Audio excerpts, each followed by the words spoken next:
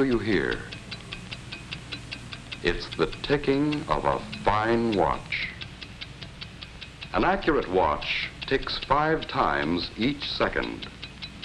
Like the engines of airplane and motor car, like the generator, like the human heart, your watch is a power plant that must operate unfailingly under an infinite variety of conditions.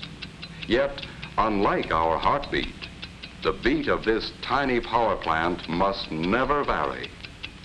Unlike the giant generator, it has no tons of concrete on which to rest solid, level, and safe from vibrations which might affect its accuracy. There are no watchful attendants, no careful drivers, no skilled pilots, no banks of instruments and controls to regulate its speed and guard its accuracy. What controls the ticking of a watch?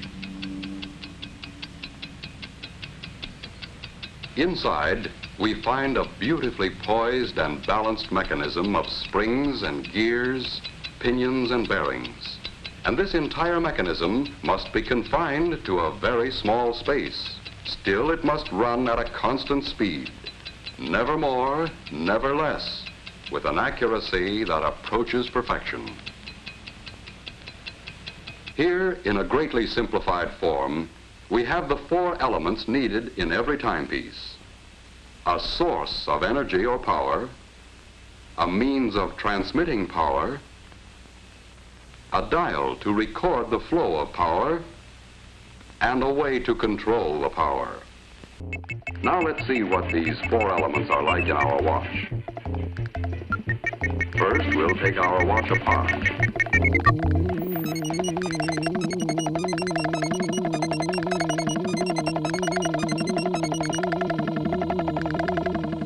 We'll begin with this part, the mainspring and barrel assembly.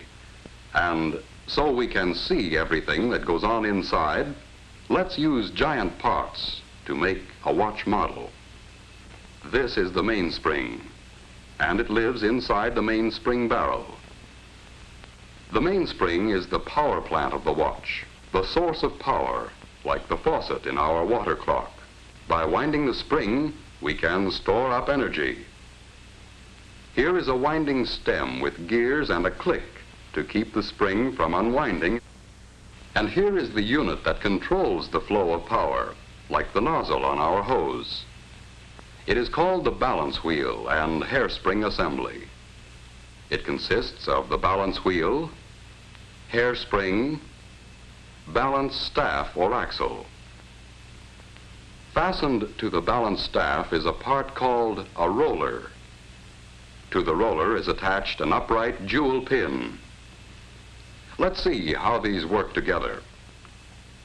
A push on the jewel pin will start the balance wheel moving, and more pushes will keep it moving.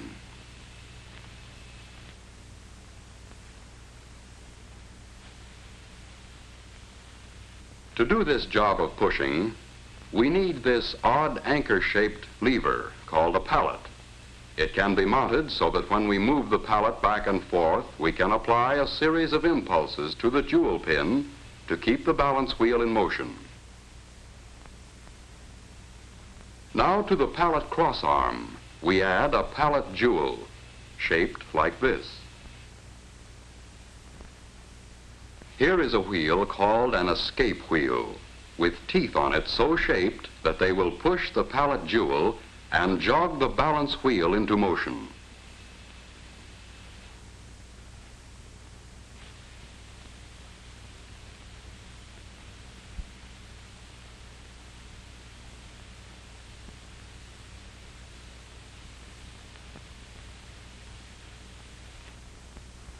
Now we'll use the energy stored up in our mainspring to drive the escape wheel. As the mainspring uncoils, it causes the barrel to rotate with it. That didn't last long, did it? Let's try it again. Once things get started, there's nothing to stop them. What we need now is a way of holding the power in check, releasing it a little at a time just when it's needed. Another pallet jewel at the other end of the pallet crossarm will do the trick. Just as the first pallet jewel gets a push from the escape wheel, the second pallet jewel locks against another tooth of the escape wheel to hold the power of the mainspring in check.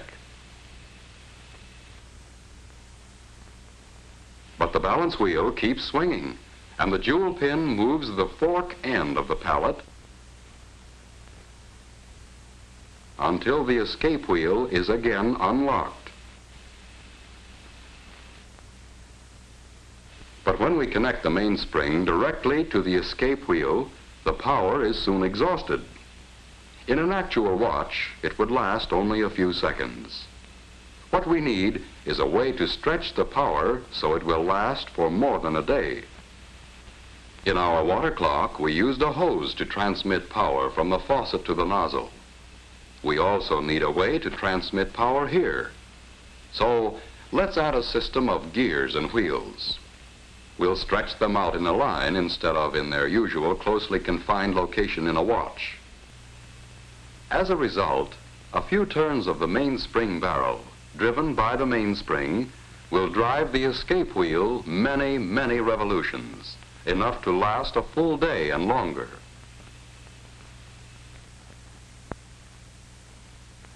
What we have now is a complete model watch train.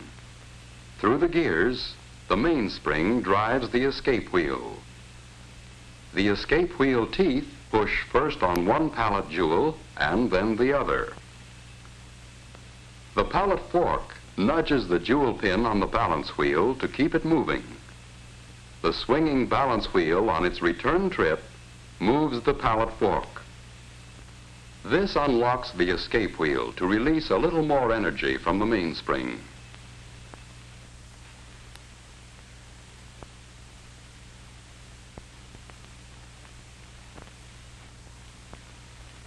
Back and forth, the balance wheel swings, controlled by its small coiled spring, the hairspring, in perfect rhythm.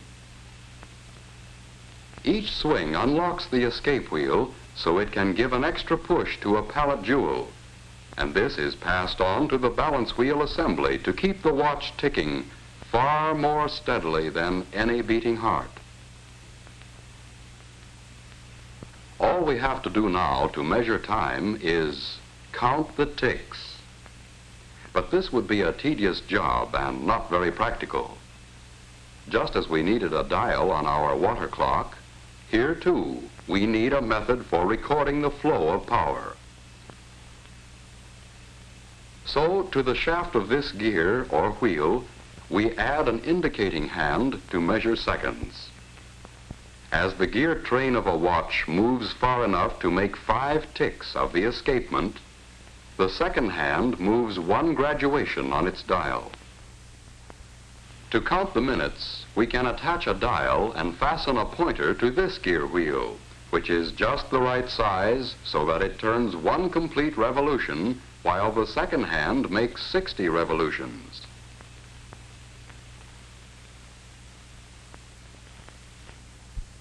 And to count the hours, we can have another pointer geared just so, to move 1 complete revolution every 12 hours. Let's let our model do a bit of rearranging all by itself.